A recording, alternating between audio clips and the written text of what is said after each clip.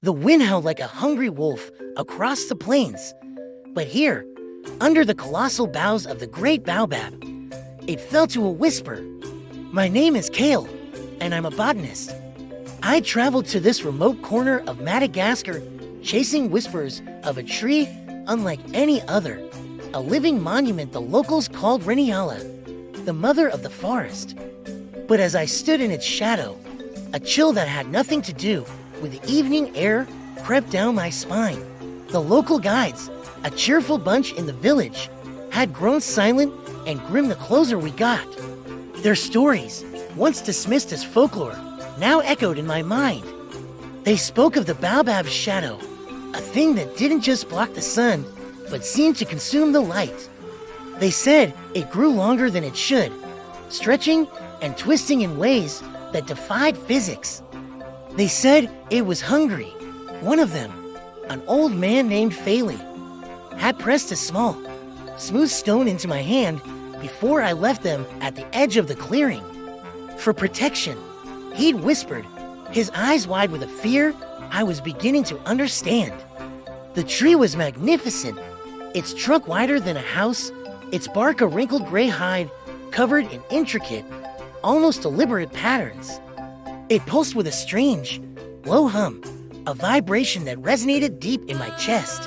As the sun began its descent, painting the sky in fiery oranges and purples, I set up my equipment. Cameras, sensors, a time-lapse rig I was here to document, to rationalize. But science felt small and frail in the presence of this ancient being. That's when I first saw it. The shadow. It lay pooled at the base of the trunk, a patch of absolute black. But as the sun dipped lower, it didn't just lengthen. It seemed to uncoil. It stretched out a tendril, thin and sharp, not toward the west, where it should have, but toward a small, withered bush nearby. The tendril touched the bush, and for a heart-stopping moment, the bush seemed to shiver. When the shadow retreated, the bush was grayer, more brittle, its last few leaves crumbling to dust. My heart hammered against my ribs. I checked my light meter. The readings were impossible.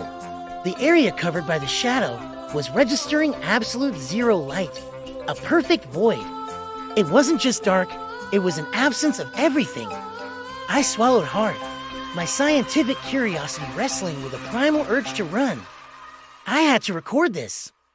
This could change everything we knew about. Well, everything. Night fell completely, and the moon, a slim crescent, offered little comfort. The hum from the tree grew louder, more insistent. I stayed in my small tent, a few dozen yards away, the protective stone from Faley clutched in my hand. Sleep was impossible. Every rustle of leaves, every distant cry of a night bird, sent a jolt of adrenaline through me. I kept peering out, watching the tree. Under the faint moonlight, the Baobab's own shadow was a simple, short pool at its base. But there was another darkness. Faint, amorphous shapes seemed to detach from the tree itself, slithering across the ground like oil on water. They moved with a terrifying purpose, exploring the clearing. One of them drifted toward my tent. I held my breath, my body rigid. The shape paused just outside the thin nylon wall. The air grew intensely cold, and the small battery-powered lamp beside me flickered and died. I could feel it, a pressure, a sense of immense and ancient hunger pressing in from the other side. My hand tightened around the stone, and I swear I could feel a faint warmth emanating from it. The shadow thing hesitated, then recoiled, melting back toward the tree. The next day, I was exhausted but resolute. I had to understand the patterns on the bark. They weren't random, up close. They were carvings, stories etched into the living wood. There were figures of animals, people, all with one thing in common. They were emaciated, skeletal, their faces masks of terror, and they were all being touched, enveloped by long, shadowy tendrils originating from a stylized tree at the center of each carving. The baobab was a historical record of its own malevolence. I spent the day documenting everything, taking high-resolution photos of the carvings, setting up more sensors. I felt like I was being watched, not by an animal in the trees, but by the tree itself. Its silent judgment was a heavy weight on my soul. That evening, I decided to be bolder. I moved my main camera closer, right to the edge of where the shadow had reached the day before. I wanted a close-up of the phenomenon. It was a stupid, reckless decision, born of a scientist's hubris. As the sun set, the shadow play began again. It stretched, faster this time, more aggressive. It wasn't just a tendril, it was a wave of blackness rushing across the ground. It surged past the withered bush from yesterday and headed straight for my camera. I watched on my monitor from the tent as the darkness washed over the tripod. The video feed didn't just go black. It dissolved into a screech of static, a visual scream, before cutting out completely. Panic finally broke through my scientific calm. This was not a natural phenomenon. This was a predator. The stories were true. The mother of the forest was a mother that devoured her children. I started frantically packing my essential gear, my hands shaking so badly I could barely zip my bag.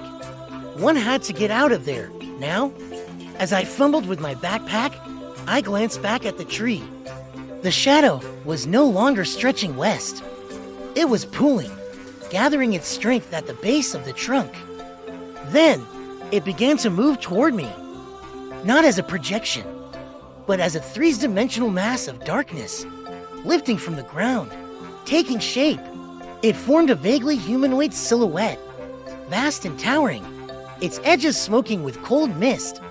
It had no face, only a deeper void where a face should be, a vortex of pure hunger. I scrambled backward, tripping over a root. I was finished. My mind flashed with the images on the Bart the skeletal figures, the terror. I was about to become another carving, another soul consumed to feed this ancient horror. I raised my arm instinctively, my hand still clutching Faylee's stone. The moment I held it up, the stone blazed with a soft, white light. The approaching shadow figure recoiled as if struck, letting out a silent, psychic shriek that tore through my mind. The light from the stone pushed back the darkness, creating a small, safe harbor of reality in a sea of nothingness. The shadow thing hesitated, its form wavering. It was held at bay, but I knew it wouldn't last. The light was already starting to fade. It was my only chance. I didn't wait. I turned and ran. I ran harder than I have ever run in my life, not looking back, my lungs burning, branches whipping at my face. Behind me, I could feel the cold pursuing, the hum of the tree turning into a roar of fury. I just kept running, clutching the now dimming stone, a fragile shield against an infinite hunger. I don't know how long I ran. I burst out of the trees and into the plains just as the last of the sun's glow vanished completely from the horizon. I collapsed, gasping for air, and dared to look back. The clearing was distant now. The great Baobab'S stood silhouetted against the stars, looking for all the world like a normal tree. But I knew better. The hungry shadow was still there, coiled and waiting for its next visitor, waiting for someone without a small, smooth stone to protect them. My findings will never be published in a scientific journal. Who would believe me? But I have to warn people. Stay away from the mother of the forest. Her embrace is not nurturing. It is the cold, final embrace of the void. And her shadow is always, always hungry.